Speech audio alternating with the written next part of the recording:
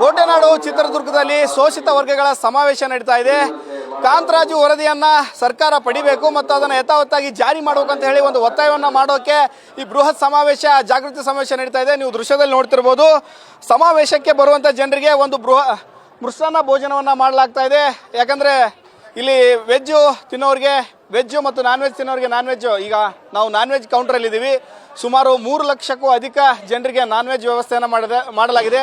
Chicken biryani ವ್ಯವಸ್ಥೆಯನ್ನು ಮಾಡಲಾಗಿದೆ. ಬೆಳಗ್ಗೆಯಿಂದಲೂ ಕೂಡ ಜನ ಚಿಕನ್ ಬಿರಿಯಾನಿ ಸವಿಯುವಂಥ ಕೆಲಸವನ್ನು ಮಾಡ್ತಿದ್ದಾರೆ. ಇಲ್ಲಿ ಬಾಣಸಿಗರು ಕೂಡ ರಾತ್ರಿಯಿಂದಲೂ ಕೂಡ ಏನು ನಾನ್ ವೆಜ್ ಮಾಡುವಂಥ ಕೆಲಸವನ್ನು ಮಾಡ್ತಾಯಿದ್ರು. ಯಾಕಂತಂದರೆ ಬೆಳಗ್ಗೆ ಇಷ್ಟೊಂದು ಅಂದರೆ 3 ಲಕ್ಷಕ್ಕೂ ಅಧಿಕ ಜನರಿಗೆ ಅಡುಗೆ ಮಾಡಬೇಕಾಗಿರೋದ್ರಿಂದ ಅವರು ರಾತ್ರಿಯಿಂದಲೂ ಕೂಡ ಅಡುಗೆ ವ್ಯವಸ್ಥೆಯನ್ನು ಮಾಡಿಕೊಂಡು ಅಡುಗೆ ತಯಾರಿಯನ್ನು ರಾತ್ರಿಯಿಂದಲೇ ಆರಂಭ ಮಾಡಿದ್ದಾರೆ. ಸುಮಾರು ಇಲ್ಲಿ 40ಕ್ಕೂ ಅಧಿಕ ಕೌಂಟರ್ಗಳನ್ನು ಮಾಡಲಾಗಿದೆ. ಯಾಕಂದರೆ ಲಕ್ಷಾಂತರ ಸಂಖ್ಯೆಯಲ್ಲಿ ಜನರು ಬರೋದ್ರಿಂದ ಅಲ್ಲಿ ಯಾವುದೇ ರೀತಿಯಾದಂಥ ನುಗ್ಗಲು ತಳ್ಳಾಟ ನೂಕಾಟ ಆಗಬಾರ್ದು ಅನ್ನೋ ದೃಷ್ಟಿಯಿಂದ ಒಂದು 40ಕ್ಕೂ ಅಧಿಕ ಕೌಂಟರ್ಗಳನ್ನು ಮಾಡಿ ಅದರ ಮೂಲಕ ಅವರಿಗೆ ಸವಿಯನ್ನು ನೀಡುವಂಥ, ಅಂದರೆ ಊಟವನ್ನು ಎಲ್ಲರೂ ಉಪವಾಸ ಹೋಗಬಾರ್ದು. ಯಾಕಂದರೆ ದೂರದ ಊರುಗಳಿಂದ ಬರ್ತಾ ಇದ್ದಾರೆ, ರಾಜ್ಯದ ಮೂಲೆ ಮೂಲೆಗಳಿಂದಲೂ ಕೂಡ ಶೋಷಿತರು ಬರ್ತಾ ಇರ್ತಾರೆ. ಹೀಗಾಗಿ ಅವರು ಯಾವುದೇ ರೀತಿ ಉಪವಾಸ ಹೋಗಬಾರ್ದು ಅನ್ನೋ ದೃಷ್ಟಿಯಿಂದ ಈ ರೀತಿಯಾದಂಥ ಒಂದು ವ್ಯವಸ್ಥೆಯನ್ನು ಮಾಡಲಾಗಿದೆ.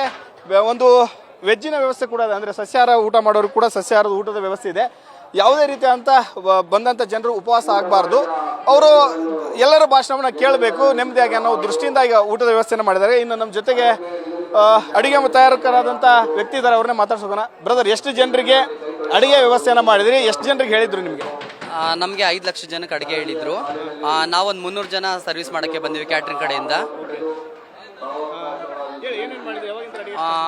ನೈಟಿಂದನೇ ಸ್ಟಾರ್ಟ್ ಆಗಿರೋದು. ಚಿಕನ್ ಬಿರಿಯಾನಿ ವಿತ್ ರಾಯ್ತ ಮತ್ತೆ ವೆಜ್ ಐಟಮ್ಸ್ ಕೂಡ ಮಾಡಿದ್ದಾರೆ. ವೆಜ್ ಆ ಕಡೆ ಇದೆ, ನಾನ್ ವೆಜ್ ಈ ಕಡೆ ಇದೆ. 50 ಕೌಂಟರ್ ಮಾಡಿದ್ದಾರೆ. ಎಲ್ಲರೂ ಬಂದವ್ರು ಯಾರು ಹಸ್ಕೊಂಡು ಹೋಗ್ಬಾರ್ದು ಅಂತ ಹೇಳ್ಬಿಟ್ಟು ಎಲ್ಲರಿಗೂ ನಾನ್ ವೆಜ್ ಅಡುಗೆ ಏನು ಅವ್ರು ಖುಷಿ ಆಗುತ್ತೋ ಅದನ್ನು ತಿನ್ಕೊಂಡು ಹೋಗ್ಬೋದು. ನಾನ್ ವೆಜ್ ಬೇಕಾದ್ರೆ ನಾನ್ ವೆಜ್ ತಿನ್ಬೋದು, ವೆಜ್ ಬೇಕಾದ್ರೆ ಎಲ್ಲ ನಿಮ್ಮ ಟೀಮೇ ಮಾಡಿದ್ದಾರೆ? ನಮ್ಮ ಟೀಮೇನೆ.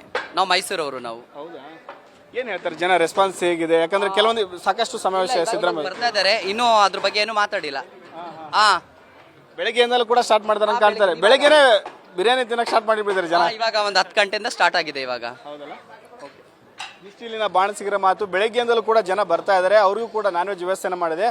ಯಾರೂ ಹಸ್ಕೊಂಡು ಹೋಗಬಾರ್ದು ಅನ್ನೋ ದೃಷ್ಟಿಯಿಂದ ಅವರಿಗೆ ಎಲ್ಲ ವೆಜ್ ಬೇಕಾದವ್ರಿಗೆ ವೆಜ್, ನಾನ್ ವೆಜ್ ಬೇಕಾದವ್ರಿಗೆ ನಾನ್ ವೆಜ್ ವ್ಯವಸ್ಥೆಯನ್ನು ಕೂಡ ಮಾಡಲಾಗಿದೆ ಅಂತ ಅನ್ನೊಂದು ಮಾತನ್ನು ಹೇಳಿರುವಂಥದ್ದು.